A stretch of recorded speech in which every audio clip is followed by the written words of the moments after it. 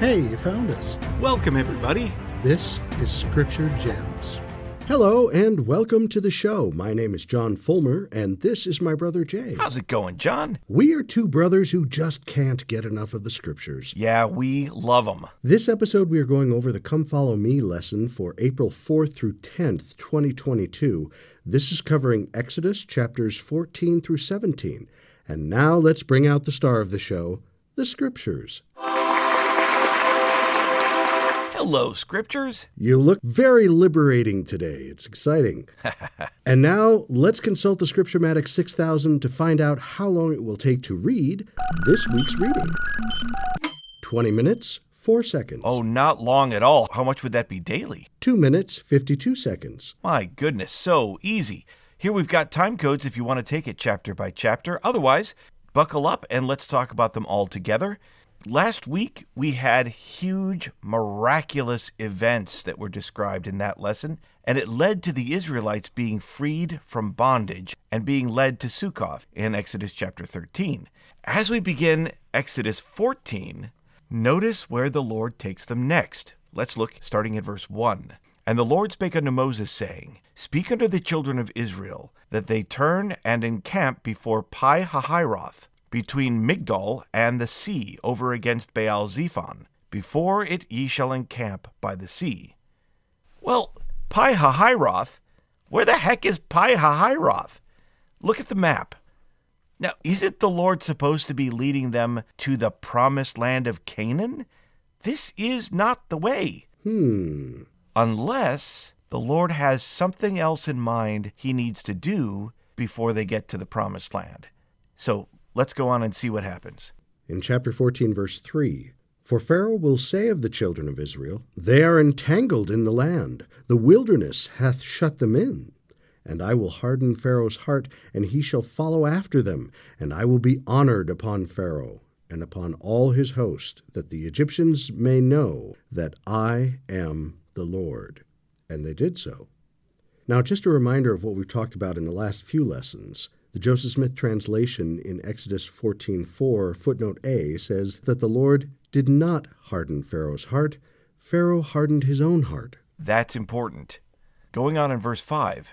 And it was told the king of Egypt that the people fled, and the heart of Pharaoh and of his servants was turned against the people. And they said, Why have we done this, that we have let Israel go from serving us? And he made ready his chariot, and took his people with him. And he took 600 chosen chariots, and all the chariots of Egypt, and captains over every one of them. And the Lord hardened the heart of Pharaoh, king of Egypt, and he pursued after the children of Israel. And the children of Israel went out with an high hand. But the Egyptians pursued after them, all the horses and chariots of Pharaoh, and his horsemen, and his army, and overtook them encamping by the sea, beside Pi-hahiroth, before Baal-zephon. Okay, so once again, Pharaoh has changed his mind and is pursuing the Israelites. Quick thought, verse 7 mentions 600 chosen chariots. What beasts are driving these chariots? Remember that 2 of the plagues pretty much destroyed Egyptian livestock. Remember that the plague of hail destroyed the livestock unless it was brought indoors. Chapter 9, verse 20 told us, He that feared the word of the Lord among the servants of Pharaoh made his servants and his cattle flee into the houses. I rather suspect the beasts that would later drive the chariots were part of this preservation. And to what end? Now the people of Israel are trapped at Pi-hahiroth. The Red Sea is to the east, and the approaching Egyptians are at the west. Well, maybe. Notice that the map in the study helps has a question mark beside Pi-hahiroth. Scholars aren't completely certain where that was. The important thing, though, is that the people of Israel were trapped between the Red Sea on one side and the approaching Egyptians on the other. Right. And what was their reaction? Let's take a look in verse 10. And when Pharaoh drew nigh, the children of Israel lifted up their eyes, and behold, the Egyptians marched after them, and they were sore afraid. And the children of Israel cried out unto the Lord. And they said unto Moses, Because there were no graves in Egypt, hast thou taken us away to die in the wilderness? Wherefore hast thou dealt thus with us, to carry us forth out of Egypt? Is not this the word that we did tell thee in Egypt, saying, Let us alone, that we may serve the Egyptians? For it had been better for us to serve the Egyptians than that we should die in the wilderness. So the people are understandably panicking, but Moses reassures them. Going on in verse 13. And Moses said unto the people, Fear ye not, stand still and see the salvation of the Lord, which he will show to you today. For the Egyptians whom ye have seen today, ye shall see them again no more forever. The Lord shall fight for you, and ye shall hold your peace. Consider for a minute, how have you seen the Lord fight for you, or for someone you know? Reflect on that. Did you feel like you were up against impossible odds? Going forward, look for the ways the Lord fights for his people. Now, while Moses' words are true, the Lord will take this several steps beyond. Look what the Lord tells Moses in the next few verses, starting in verse 15. And the Lord said unto Moses, Wherefore criest thou unto me? Speak unto the children of Israel, that they go forward. But lift thou up thy rod, and stretch out thine hand over the sea, and divide it. And the children of Israel shall go on dry ground through the midst of the sea. And behold, I will harden the hearts of the Egyptians, and they shall follow them. And I will get me honor upon Pharaoh, and upon all his host, upon his chariots, and upon his horsemen. And the Egyptians shall know that I am the Lord, when I have gotten me honor upon Pharaoh, upon his chariots, and upon his horsemen. Now, notice the Lord's encouragement. The children of Israel are to go forward. Moses is to lift up his rod and divide the sea. Pharaoh will harden his heart, but in the end, the Egyptians shall know that I am the Lord, as he says in verse 18. In verses 19 through 20, the angel of the Lord that had been leading the way is now going behind the children of Israel. Verse 20 gives us some pronoun trouble, but check your footnotes. The Joseph Smith translation clarifies that it was a cloud and darkness to the Egyptians, but it gave light by night to the Israelites. Right. Notice how the Lord is fighting for his people, even in their fear, and encouraging them to go forward. Now, when you think of the Red Sea parting, you may envision this. The Lord of hosts will do battle for us. Behold his mighty hand.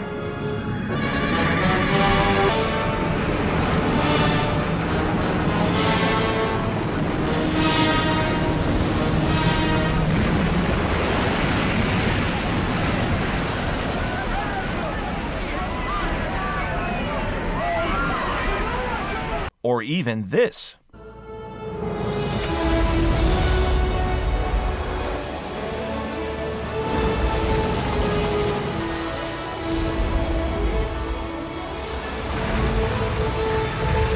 Now, those are pretty cool, but let's look at the actual words given to us in Exodus. Starting in verse 21.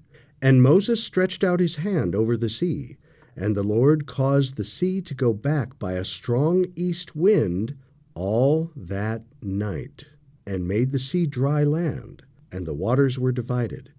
And the children of Israel went into the midst of the sea upon the dry ground, and the waters were a wall unto them on their right hand and on their left. So, wait a minute. Moses stretched out his hand over the sea, and what happened? There was a strong east wind that blew all that night. I wonder sometimes if I had been there when Moses stretched out his hand, it might seem that nothing happened. Maybe the wind kicked up, but that could probably have been seen as an additional unpleasantness on top of a bad situation. Yeah, notice how he describes it. The east wind. That's a phrase used throughout the Old Testament as a force of destruction and woe. It's the wind that blows across the Arabian deserts, bringing with it hot, dry air. In Genesis 41, the east wind brought the 7-year famine in Pharaoh's dream. And in the plagues we studied just last week, the east wind was what brought the locusts in Exodus 10. Now it is again bringing doom to those who would fight against Israel, as we will see. Right. All that night the wind is parting the sea, so that the waters were a wall unto them on their right hand and on their left, and the wind is drying the land left exposed. My thought is that the phrase, all that night, might imply that this miracle was not as instantaneous as it is often depicted. Obviously, it makes for better drama if it were, but it makes for a greater trial of faith for the children of Israel if their solution took some time. Just a thought. Well, the Egyptians seem undeterred by this miracle, and they intend to pursue the children of Israel into the temporarily dry sea.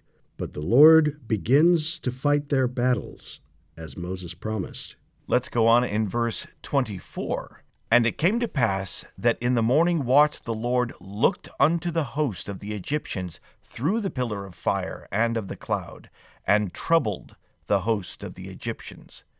This means that it threw them into a panic. Going on in verse 25. And took off their chariot wheels, that they drave them heavily, so that the Egyptians said, Let us flee from the face of Israel, for the Lord fighteth for them against the Egyptians. Now, it might even seem silly to us that the Egyptians would be so frightened that their chariot wheels had fallen off, but consider they had 600 chariots, even, as it says, chosen chariots, as they were called. This was likely the best of their best. Now, maybe one of the chariots would lose its wheels, or maybe 2 or 3 chariots, perhaps there's an outside chance of that, but all 1,200 wheels falling off of the chariots? It should be pointed out that there's another way that this could be playing out. Earlier versions of the story say that the wheels were clogged, like in the Samaritan versions, or in particular the Septuagint in Syriac. These translations say that the wheels were bound or clogged.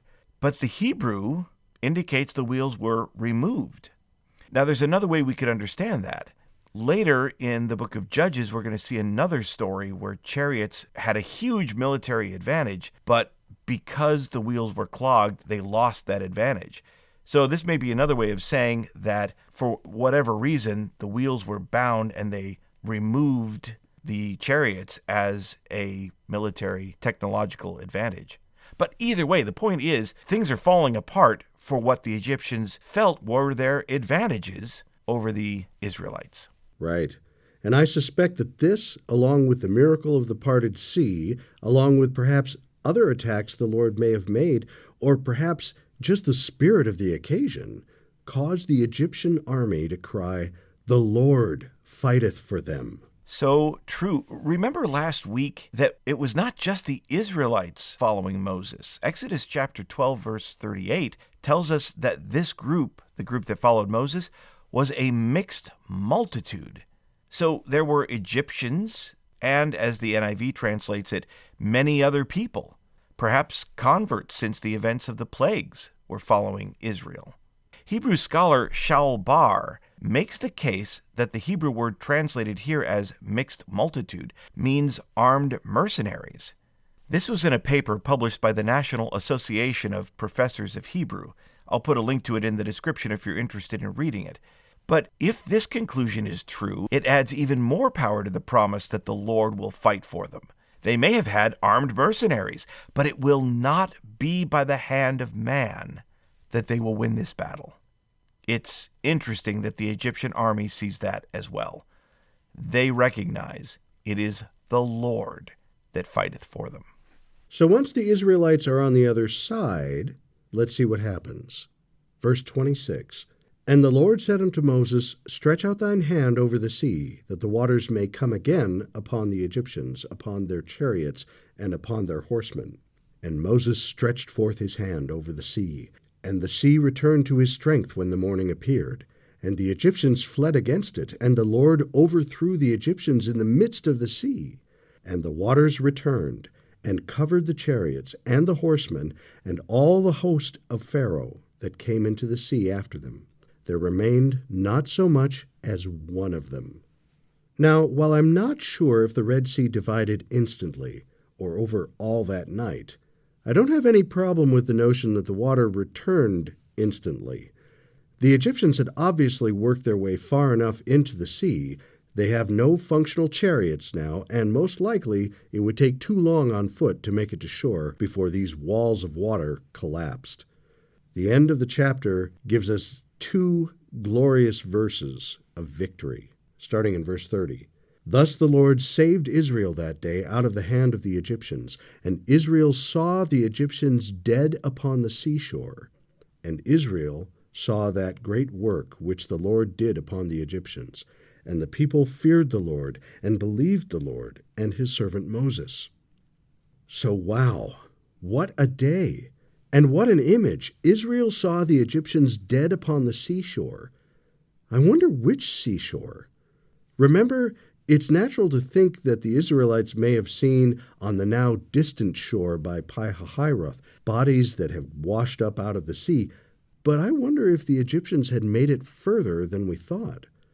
Perhaps some washed up near the seashore next to the Israelites. Well, and considering the lives needlessly lost, one may also feel sad for the Egyptians. But any of them could have followed the Lord and joined Israel. That door was always open. What we see here is the fate of those who chose to fight against the Lord, similar to those in the great and spacious building in Lehi's dream, when it describes it as great was the fall thereof. Let's make sure that we are not among those people. Right.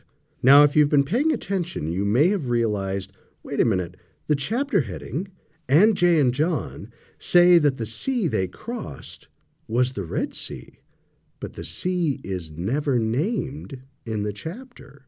And if you did realize this, well done. To make matters more confusing, the next chapter, when the children of Israel are singing the Song of Moses, they do specify the Red Sea in verse 4. But look at footnote 4c. It says, Reed Sea. What's that about? From the Institute Manual, we get this insight.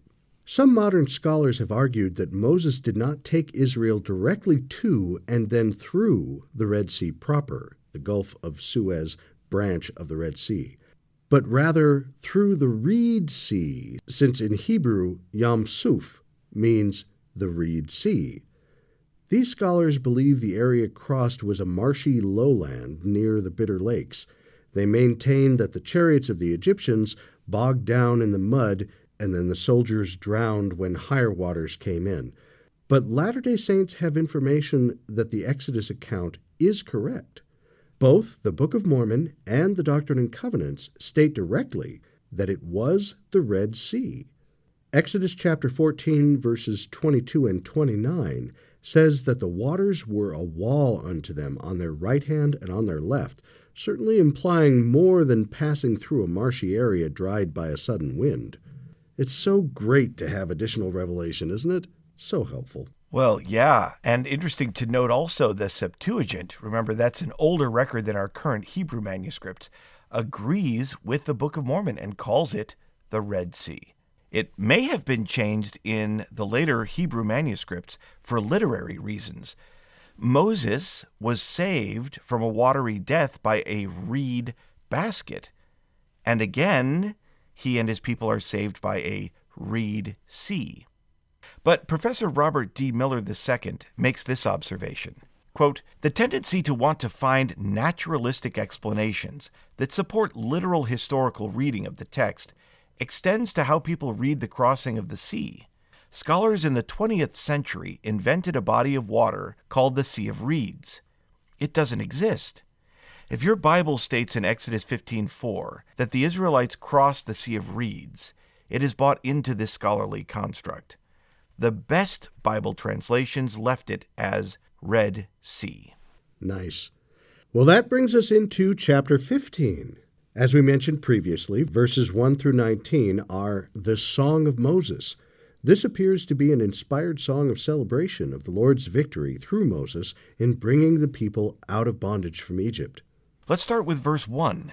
"Then sang Moses and the children of Israel this song unto the Lord, and spake, saying, I will sing unto the Lord, for he hath triumphed gloriously.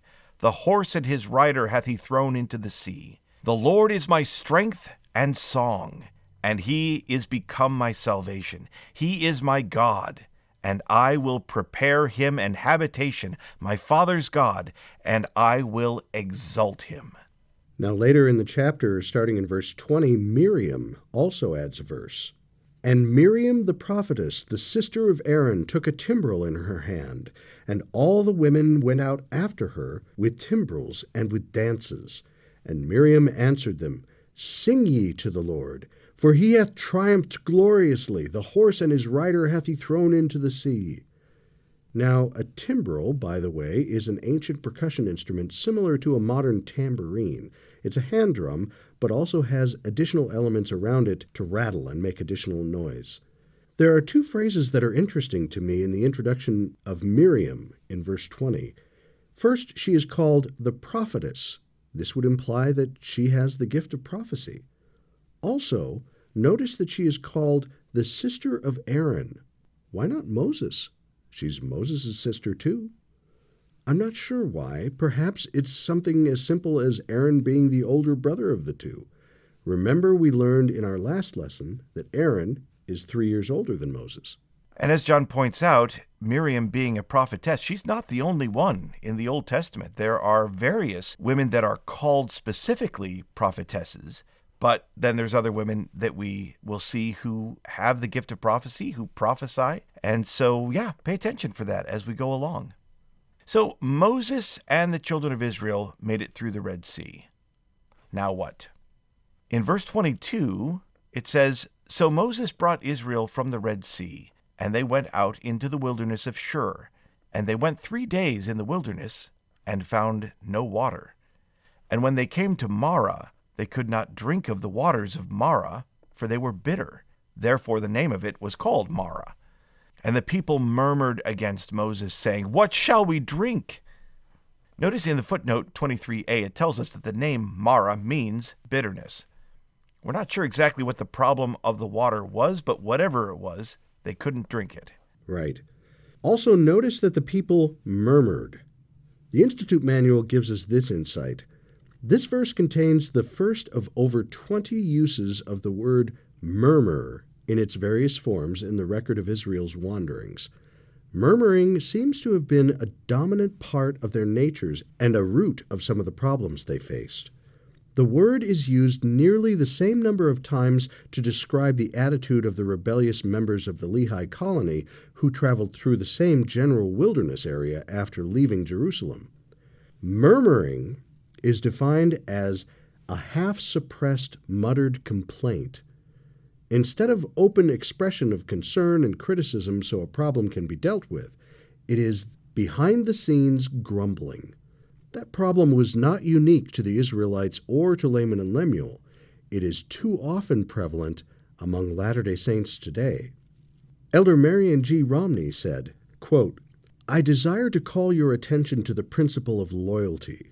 Loyalty to the truth and loyalty to the men whom God has chosen to lead the cause of truth. I speak of the truth and these men jointly, because it is impossible to fully accept the one and partly reject the other. I raise my voice on this matter to warn and counsel you to be on your guard against criticism. It comes in part from those who hold or have held prominent positions. Ostensibly, they are in good standing in the church. In expressing their feelings, they frequently say, we are members of the church too, and our feelings should be considered. They assume that one can be in full harmony with the spirit of the gospel, enjoy full fellowship in the church, and at the same time be out of harmony with the leaders of the church and the counsel and directions they give. Such a position is wholly inconsistent because the guidance of this church comes not alone from the written word, but also from continuous revelation, and the Lord gives that revelation to the church through his chosen leaders and none else. It follows, therefore, that those who profess to accept the gospel and who at the same time criticize and refuse to follow the counsel of the leaders are assuming an indefensible position." End quote. Good point. Now, while that may seem to have been something that you would have heard in a recent conference, this was from the April General Conference of 1942. Wow. 80 years ago. Yeah. Well, and if you remember our study of the Doctrine and Covenants last year, you know that the people of God have always struggled with this. Yep. Let's go on in chapter 15, verse 25. "And he," Moses, "cried unto the Lord, and the Lord showed him a tree, which when he had cast into the waters were made sweet. There he made for them a statute and an ordinance, and there he proved them, and said, If thou wilt diligently hearken to the voice of the Lord thy God, and wilt do that which is right in his sight, and wilt give ear to his commandments, and keep all his statutes, I will put none of these diseases upon thee, which I have brought upon the Egyptians, for I am the Lord that healeth thee. And they came to Elim, where were 12 wells of water, and 70 palm trees, and they encamped there by the waters." Now note the Lord's solution. The Lord shows Moses a tree, and when they cut it down and cast it into the water becomes drinkable or sweet. There's a powerful declaration there in verse 26, "For I am the Lord that healeth thee." How profound is that phrase for us even today? Yeah, and I love the imagery of God taking something bitter like me and making it sweet. It reminds me of Lehi's description of the fruit from the tree in his dream, which represented the love of God. That fruit was most sweet, above all that I ever before tasted. What a great lesson. Mm-hmm. So as we read in verse 27, they came to a place called Elim, which isn't called that today, and no, we don't know where that is for certain either. It's a safe bet, though, that it's east of the Red Sea. This place has 70 palm trees. Remember that score is 20, so 70 would be 60, and 12 wells of water. Coconuts for all! Woo! Okay, well, it doesn't specifically mention yummy, coconuts delicious per se. coconuts. Woo! Well, I suppose there maybe there could have been. Oh, coconuts! Okay, all right. Well, moving on. Exodus chapter 16. Now the Israelites travel from Elim. And its lovely coconuts. Okay. To the wilderness of Sin, which is evidently between Elim and Sinai. It may be helpful to remember that when the Old Testament, New Testament, and even especially the early part of the Book of Mormon speaks of the wilderness, it's often meant to be a desert wilderness. At the very least, it's a place uninhabited by people. Also, Sin is simply the Hebrew name for the place. It's not referring to, say, a wilderness of wickedness or anything like that.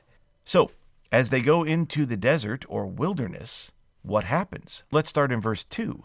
"And the whole congregation of the children of Israel murmured against Moses and Aaron in the wilderness. And the children of Israel said unto them, Would to God we had died by the hand of the Lord in the land of Egypt, when we sat by the flesh pots, and when we did eat bread to the full. For ye have brought us forth into this wilderness to kill this whole assembly with hunger." So they've clearly run out of coconuts. I think you've run out of coconuts. And they're beginning to starve. They're in a desert, which means they have no food source. What is the Lord's solution? In verse 4, "Then said the Lord unto Moses, Behold, I will rain bread from heaven for you, and the people shall go out and gather a certain rate every day, that I may prove them, whether they will walk in my law or no." Now notice that the Lord set some rules around this bread rained from heaven. The people are to gather a certain rate every day. In verse 5, it specifies that they should gather twice as much on the 6th day, so that it sustains them through the Sabbath, when no bread will rain. Right, but it's not just bread. Let's take a look in verse 9. "And Moses spake unto Aaron, Say unto all the congregation of the children of Israel, Come near before the Lord, for he hath heard your murmurings. And it came to pass that as Aaron spoke unto the whole congregation of the children of Israel, that they looked toward the wilderness. And behold, the glory of the Lord appeared in a cloud. And the Lord spake unto Moses, saying, I have heard the murmurings of the children of Israel. Speak unto them, saying, At even ye shall eat flesh, and in the morning ye shall be filled with bread, and ye shall know that I am the Lord your God. And it came to pass that at even the quails came up and covered the camp, and in the morning the dew lay round about the host.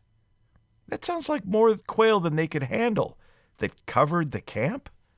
Let's go on to verse 14.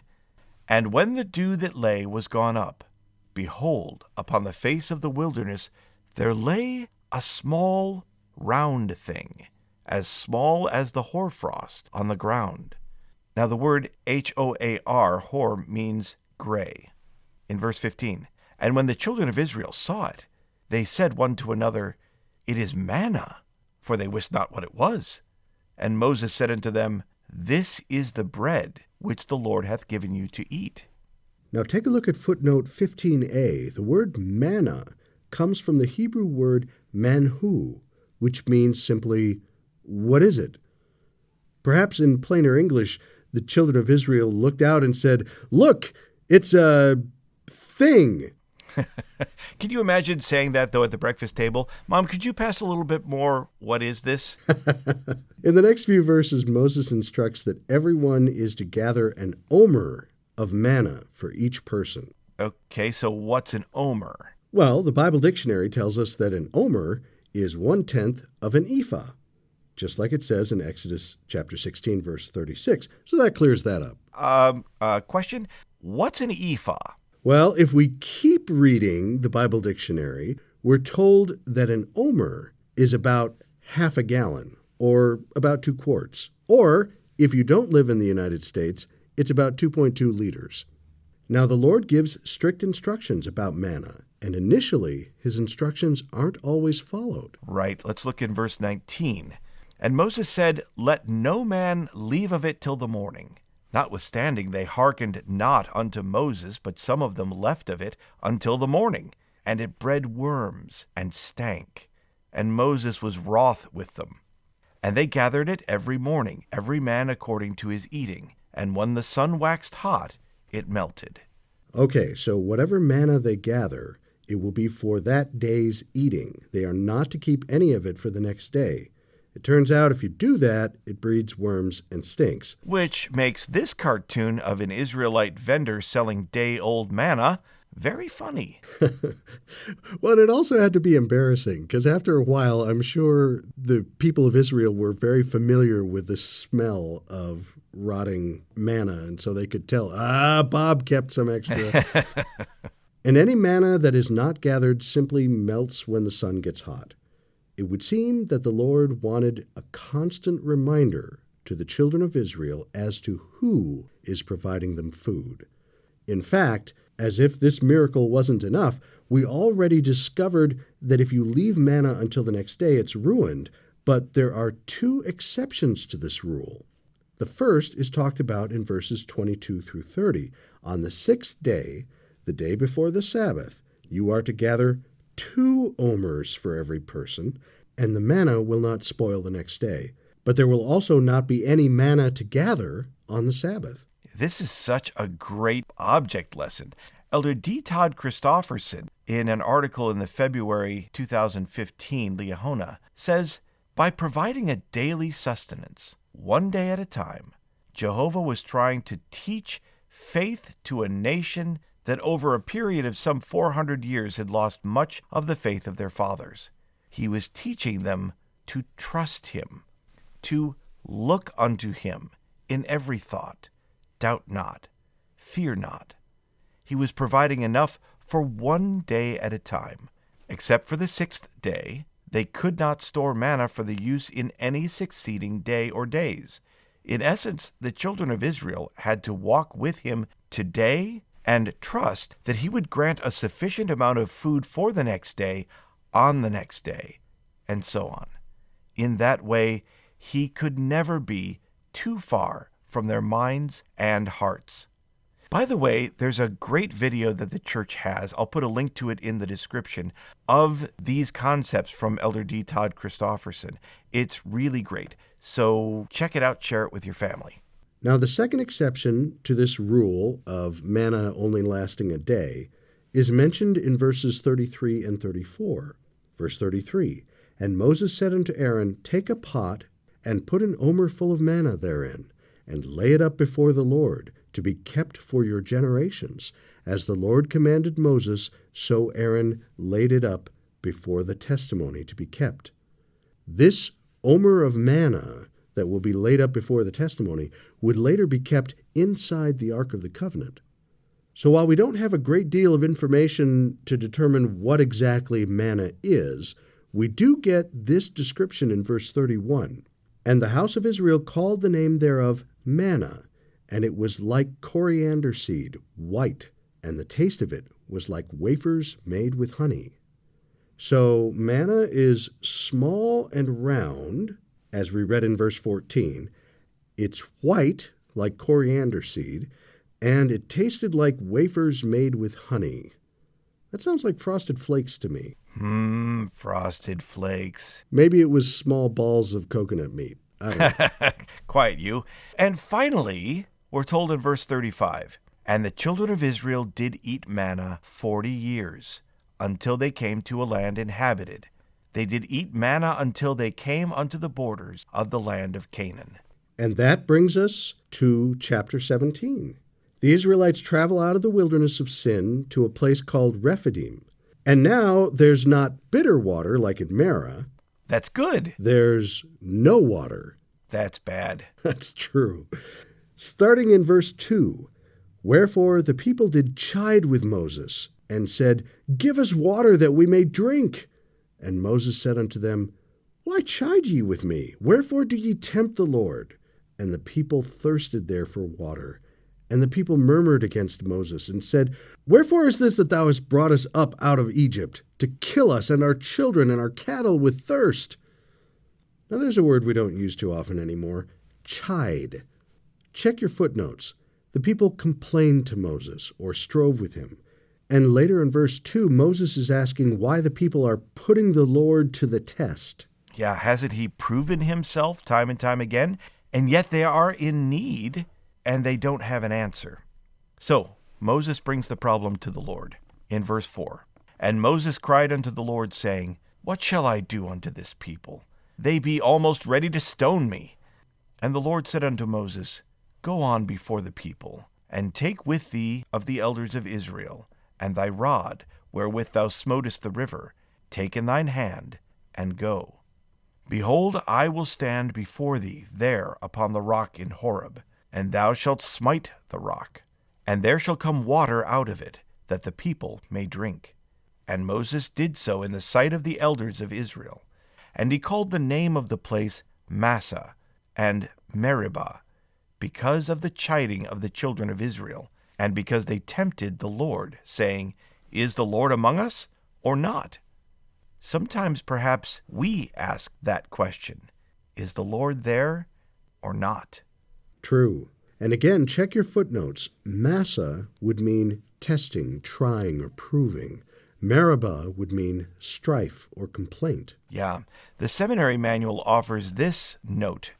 Just as the requirement to gather manna can symbolize what the Lord requires of us today, the account of Moses striking the rock also has a symbolic meaning. The scriptures sometimes refer to Jesus Christ as the rock.